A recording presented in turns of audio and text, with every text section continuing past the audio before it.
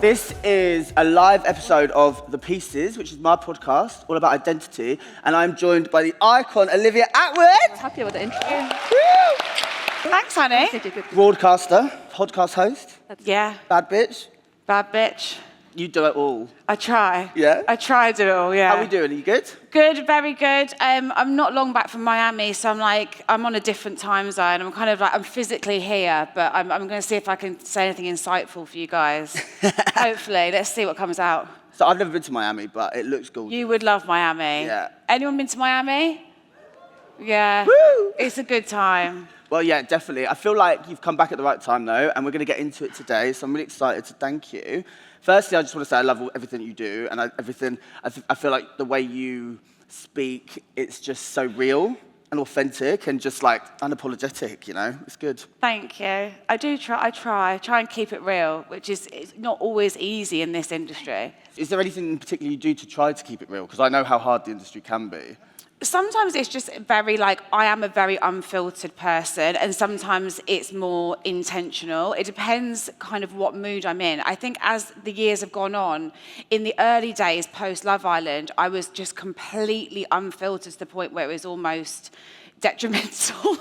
That was just who I was, and I had no filter. And then I think my audience came to me and they trusted me because I was very much myself and who I am, and I make mistakes, but I will narrate that to the people that follow me, and I'll kind of bring people in on what I'm going through. But then I think as you grow in the industry and your platform grows, it's harder to stay, so raw and real, because people become more critical the more eyes you have on you. So then it's more intentional, I think. I think that's a really interesting point that you just said about the eyes being on you and people being critical, because I think that is, and obviously like when you're someone that's in the public eye, you want to like put out what you're putting out, put out the goods you do, but people can be dickheads. Yeah. And like, how do you deal with that? Like, because I just try to ignore or just try. Sometimes if I reply when I'm on one of those sassy days. Don't. My agent is somewhere rolling her eyes. So sometimes it's really hard not to reply, because obviously if you react with emotion, obviously it's very easy to get sucked in. But what I always try to do is, if I see negativity online or I experience it, is let the moment pass, like take a breath, don't react, and then kind of react with reason. And reason would be that this person doesn't deserve an interaction with you. And actually, why would you fuel an interaction with someone that doesn't know you on a personal level? They don't have good intentions for reaching out to you. They're trying to trigger you or hurt you. So then in the most intelligent way to respond to that is to not. Yeah. I totally agree. I think the reason I sometimes respond is just to piss them off. Yeah. Because like they're not coming for me because they don't know me. They just don't like the LGBTQ. And I'm like, oh, we're being mean to people. Goody, my turn. Yeah. I'm better at it. So I'll be sassy back. If I go on their profile and it's like 30 followers and they're just like a picture of like the England flag, I'm like, oh. Okay. Oh yeah. Like we love England, but like, come on. Yeah. So yeah. Getting into documentaries, what made you want to do that? Because you've done a few now. You've funded a few. I've done a fair few. Yeah. I mean, the first it was something that I was always open to for sure. But I always have to credit my commissioners at ITV and the team at Optimum, because they had this format that was ready to go, and they met with several different people to front it, and I kind of went into that very much of like, they're meeting people for it. Obviously, I'm going to go and meet for it, but am I going to get it? Who knows? And then, they ended up booking me and kind of them rebuilding the format around me and like my take on exploring that industry. So I got really lucky in that sense, but then it's just been a lot of hard work from that point onwards to keep the series coming, keep them successful, keep them honest. And it's been an education for me as well. You got one coming out next week, Price of Perfection. So Prize Perfection is our cosmetic surgery deep dive. So series 2 launches next week. And that I don't pick favourites, but they're Getting Filthy Rich and Prize Perfection are so different, obviously, but the style stays the same. I always am coming from a point where I'm sitting in a non-biased, like I'm trying to be neutral. I genuinely am not a judgmental person, so it's not something I have to falsify, but it's, it's a lot of fun. What have you kind of what is there any takeaways from, like, let's say The Price of Perfection, like, from the surgery element? Because I think you should be able to get whatever you want. Yeah. And people should be, like, have the freedom to do an experiment if it makes you happy. Yeah. And also, side note, can you find out who Kris Jenner's facelift was? I know who it is. We know who it is. We know who it is. We know who it is. Yeah, alleged. But how do you feel about that? Like, again, everyone is, like, entitled to do it. But I worry, like, now, is the bar so high? I think the bar is moving at a rapid pace because surgery is sophisticating in real time before our eyes. It's almost becoming dystopian of what they can do. The science and the techniques are so advanced now that I think what they can achieve is insane. And I think that with that, there becomes issues. There becomes issues because people, one, who don't have access to that kind of quality of cosmetic intervention. You then have snobbery and kind of misogyny from people who are looking at people that have obvious signs of cosmetic intervention. That's one side of it.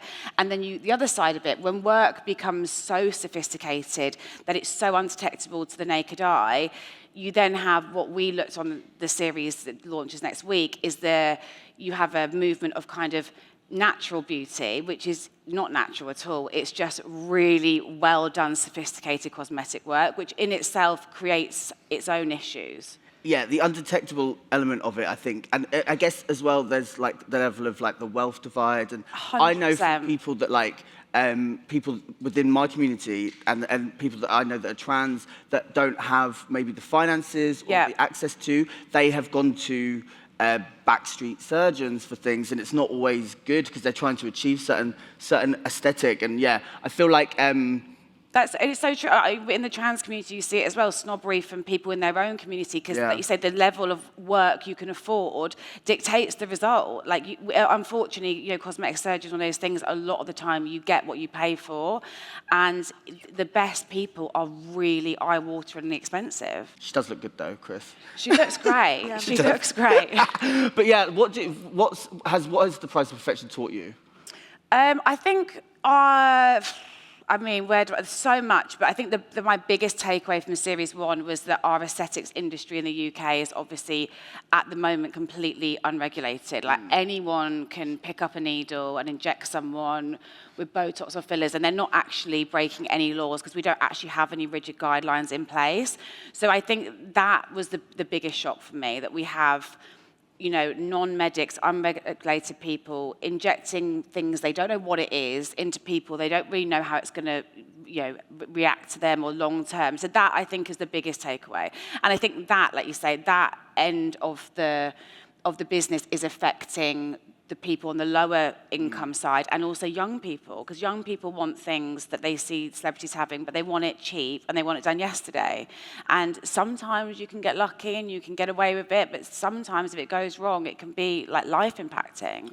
I knew about that a few years ago, because I remember my mum, loved my mum, but she was like, I might do a course in, and I was like, Mum, you can't do a course in it. Like, what? But then there was it's very normalised. Yeah, and also normal. The thing is, I don't feel any sort of malice towards people that do go and do that, because also you have people advertising, becoming an injector is a really good way to earn a good living, to make your own life better. I don't think people are maliciously going out of their way to do things that they think are harmful to people. I think it's the ignorance in the industry that they don't know how bad it could be. And they don't want to blind someone or give them a clot, but they probably don't realise that risk is a really, really genuine risk. Yeah, it's a lot, and I feel like you definitely want to find someone safe and that you can trust with it. And getting filthy rich. Yes. What have you learned from that world?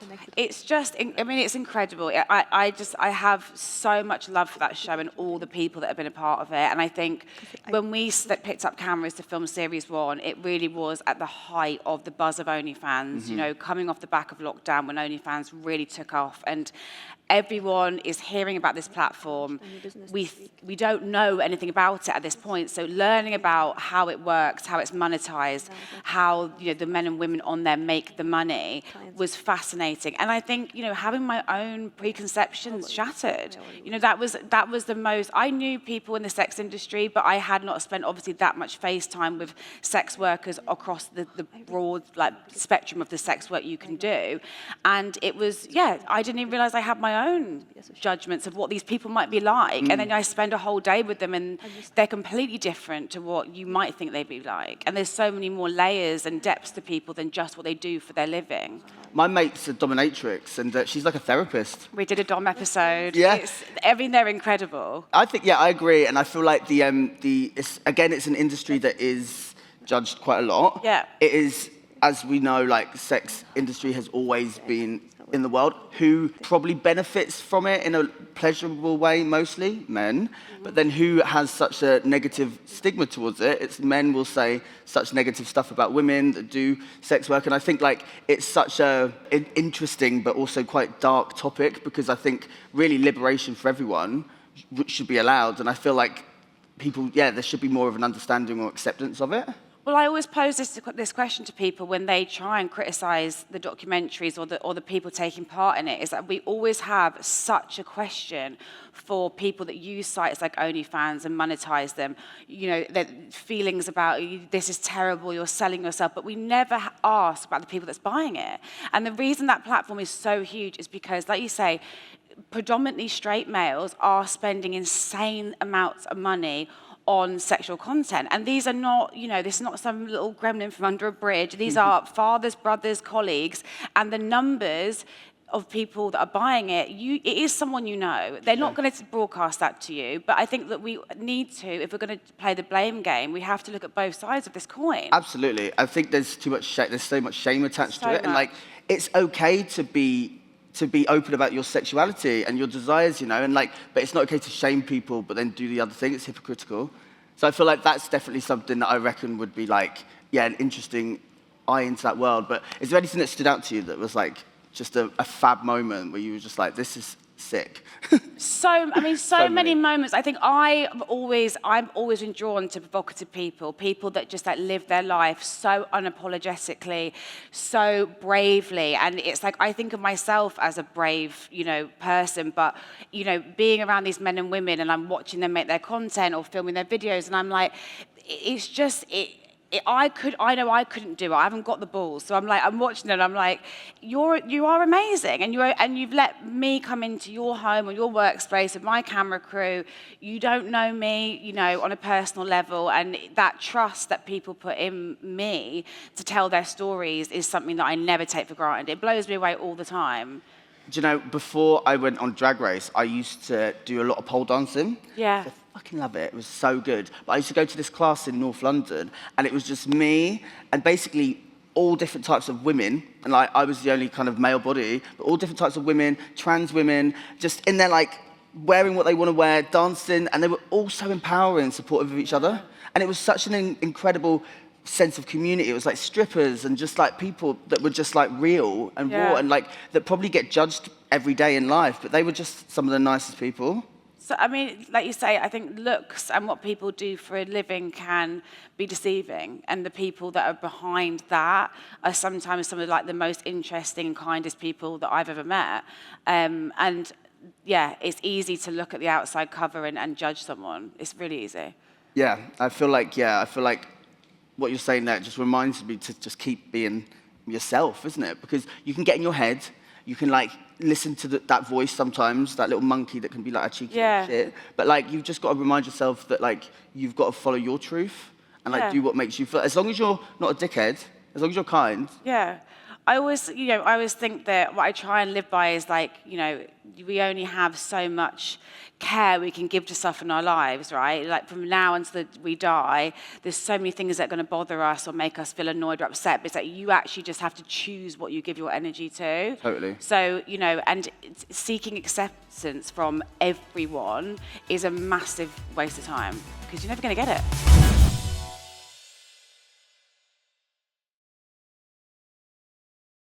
I recently got an ADHD diagnosis. Oh, did you? I did. I'm not medicated yet.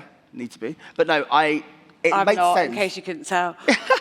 it makes sense when I look back at my life. Yeah. Now I've got it. And I know it's like loads of people seem to have it now or whatever, but they had to like really go into like conversations with my mum and like a really close friend of mine and like deep dive into my like history. And I think what I realized is I was masking a lot. Yeah. You have it, right? I have it, yeah. Yeah.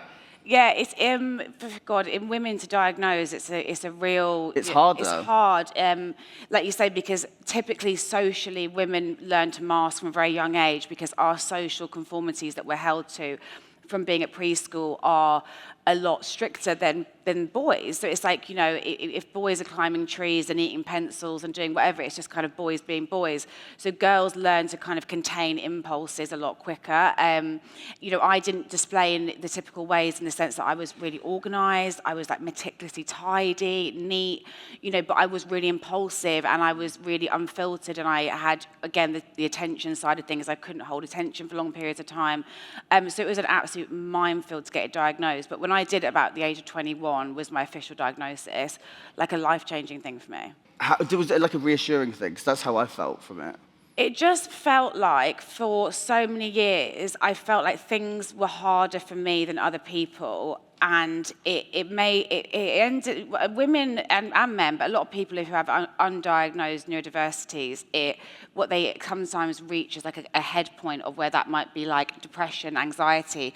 And what that is just the build-up of frustration of why am I finding this thing so difficult that everyone around me finds really easy? Why can't I keep track of my car keys? All these different things that then you start to sort of self-loathe because you're frustrated with yourself, and then that can like result in depression. So I think when I got the diagnosis, which wasn't a straightforward thing, I was like, it was a light bulb moment. Like so many things that she was saying to me, I was like, oh my God, like how have I waited 21 years? And that, to be fair, 21 years is not that long compared to most people, for someone to explain me to me. And now I have the tools in my kit to do things that will make my life easier, not harder. I need to get those tools because I feel like I've just struggled. But let me just give you a pre-warning. The things that make it easier are all the boring things, right? Yeah. So, you know, going to bed early, not too much alcohol, not too much caffeine, exercise, all the good stuff makes it worse. All the things you know you're meant to do all the time. Make it easier. I do know that exercise is one thing that like quietens and like helps me focus. 100%. Other than that, but like I guess when I have in the past been very meticulous about my bedtime and like my eating, I was so unhappy. It's really hard because I'm quite an all or nothing person, so I can go from like being in Ibiza for 4 days in high till 6 in the morning, and then I'm in Barry's boot camps. Like I'm quite extreme. Balance, But like you say, it's trying to find a balance in life is harder. And I guess you're probably quite a similar personality to me, and you have ADHD. We like the dopamine you get from extreme ends of the scale, so it's kind of finding that middle place. It is, but I feel like maybe this is a thing I need to unlearn, but I feel like I'm most creative when I just give away the control in a way. If I'm like focused on like bedtime at this time, I was like really unhappy, felt very boring and bored, and I was just like not creative. Couldn't think of anything else other than the routine. the routine. Couldn't think of anything else, and it was like it wasn't serving me. So I guess it's getting that balance. It is really getting that. What about symptoms? Like, what can we do more to be aware of symptoms for women with ADHD in later symptoms? Because I also had an idea of what ADHD was until I started unlearning that and relearning what it is. I thought it was for naughty kids. Yeah. Because in school, they were the kids that were naughty that get kicked out. But I remember, like, I'd chat all the time, but I think I was able to not throw a pencil at someone, you know? Like, I wasn't getting kicked out for stuff. So I wonder what we can do to, like, for those symptoms later on, you know? Well, ADHD displays, like we have ADD and we have like ADDE, and you know there are different variations, and also it does display differently from men to women, and also in each individual human. So it's kind of important to know that not one size fits all, and the way people will show their symptoms of ADHD will be different. But I think that if you feel like you're struggling and you feel like life feels really heavy and you can't kind of get your head above water, that's normally a point where I would say where it feels like something's wrong. I think that it's a really fine line because we live in quite a strange time where I think people are obsessed with diagnosing themselves and other people with things. So because you're disorganized or you lose your keys once or it doesn't mean you're ADHD. ADHD is a feeling that doesn't go away. You know, it's a constant feeling of kind of noise that doesn't ever quieten. And that's something that only really the individual and, you know, a professional can decide, you know, which side of that you sit.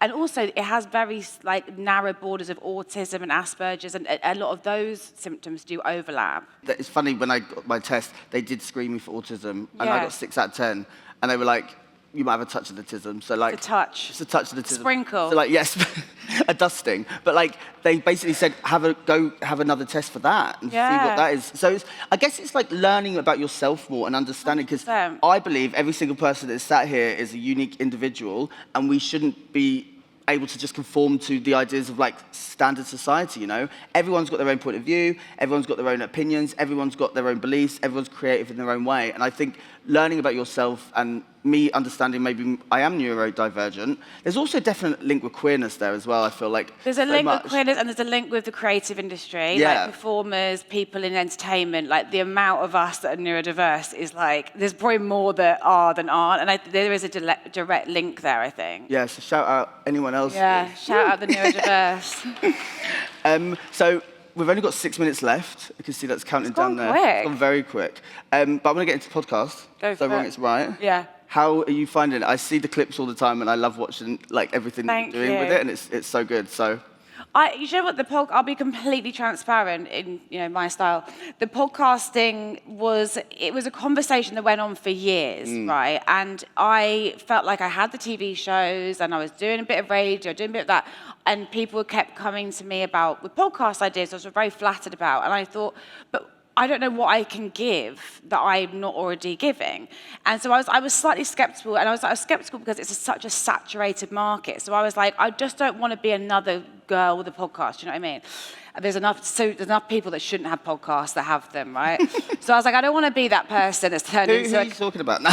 We need to start taxing podcast equipment on straight men. I'm joking. So I was cautious, but I'm glad that I took the jump when I did, and what it's given me, which is, you know, you probably find as well is so special about podcasting, is that you have that quick connection with your audience. So unless you're doing a live TV format, anything I do in TV has such a long lead time. So having the podcast where you can turn an episode around in like a day or two is it's so cool, and it gives you such a fresher connection with the people that, you know, want your content. And then you can make things that are so much more topical and current and get them out quicker. And it's so much fun. And it took me a while, because, like, you know, when you do come from a telly background, and you all know the same, like the adrenaline of lights, camera, action, I was like, am I going to get it from podcasting? But you get a completely different connection with the people that are listening and watching you, which is really special. I agree. It's faster, and I do like that pace with it, because you can like... And the freedom to change things. Yeah. You know, like on the moment, and like have a conversation, but you know, you have the luxury to kind of run it how you want to run it. I think what I've found with the pieces is like the freedom of just guests and people that I can get to have. Like, I've got so many exciting episodes coming up, but like, it's people that you wouldn't put me with necessarily that are like coming, and it's just like, it's exciting, I think. Because if I interview someone on my documentaries, you know, there's no, obviously we know in this industry that there's a long list of people that have to approve, you know, those, either the channel, I have my commissioners, whereas with the podcast, like, I can decide I want to meet someone, I want to speak to them, and I can just do it, and that freedom is really empowering. When you were a kid, is this what you thought you'd be doing? All the things you've got to do? Do you know what? I don't know what I thought. I didn't really ever have a exact clear idea of what I was going to do. One thing that I think about more now, because I think in my like early 20s I kind of gave up on that dream, but when I was in my late teens I was obsessed with reality TV, like the Jordan and Peter docus on ITV2, Big Brother, Paris and Nicole, any of that kind of cult, like, you know, early 2000s reality TV, I was really influenced by. And I always thought, oh, I'd love to be on reality TV. But then it was something that just kind of went away, and I was doing my modeling, I was doing my, you know, promotion work, and it was something that I kind of thought, oh, you know, it went out of my mind. So in a weird way, if I could tell my, you know, younger self, this is what I'm doing for a living now, she'd be like, bitch, what?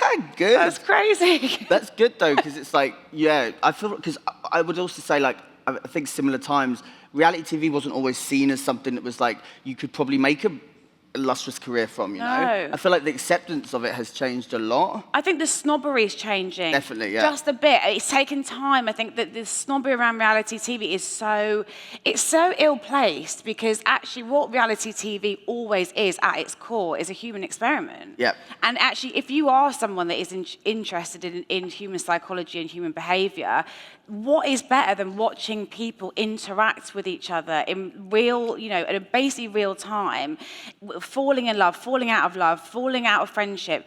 It's so fascinating if you just let yourself, get over the fact that, it's not, I've said it before and I'll say it again, Real Housewives is like Shakespeare. Thank you. Like, it's art. Shakespeare couldn't write The Real Housewives. It's art.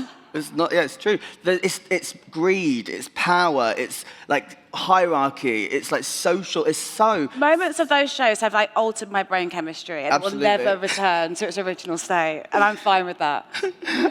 Yeah, it's amazing. I feel like, so if you were to give yourself a bit of advice, starting, or anyone else that wants to get into the industry, what would that be? Be relentless. Everyone, if you want to be in this industry, there's a lot of people that want to be in spots, take opportunities, listen, like actually learn from people. And when I say that, I mean, like, if you get a chance to be in a situation like this, like, listen to a floor manager, listen to the person that's miking you up, like, just soak up knowledge. Because when I was younger, I felt like, you know everything. And when you look back, it's like, there's so much you can learn from people that are around you. If you manage to get into spaces, ask questions, write things down, remember people's names, because, people that were my runners on Love Island are now exec producers, and they don't forget if you're a fucking arsehole. So Totally. Be nice to people as well. It's true, it's true. Always be nice to people. Always be nice to people, not just because of what they can get for you, but just for the fact that don't think that someone who is doing something today won't be, making the decisions in 5 years' time. Like, you need to be, gracious and be relentless, because everyone wants to be doing these jobs. So that's sound advice. Kick the doors down. Exactly. That's sound advice. I think it's amazing. What's next? What's next? More. So Price Perfection 2 launches next week, and then we just came back from location from filming series 2 of Bad Boyfriends. So later this summer that will drop, and that is, if you want old school reality, this is as close as you're going to get. It was very, very good. It was a great cast. I'm biased, of course, but yeah. Amazing. Well, I'm so excited for that, and thank you so much for chatting with me. Thank you for I feel like having we've just me. scratched the surface. We need to do a deeper I know, conversation. I'm not done, but we'll get off the stage so the next person can come. But I had so much fun. Thank you so much. Olivia Attwood, everybody. Thank you. Woo!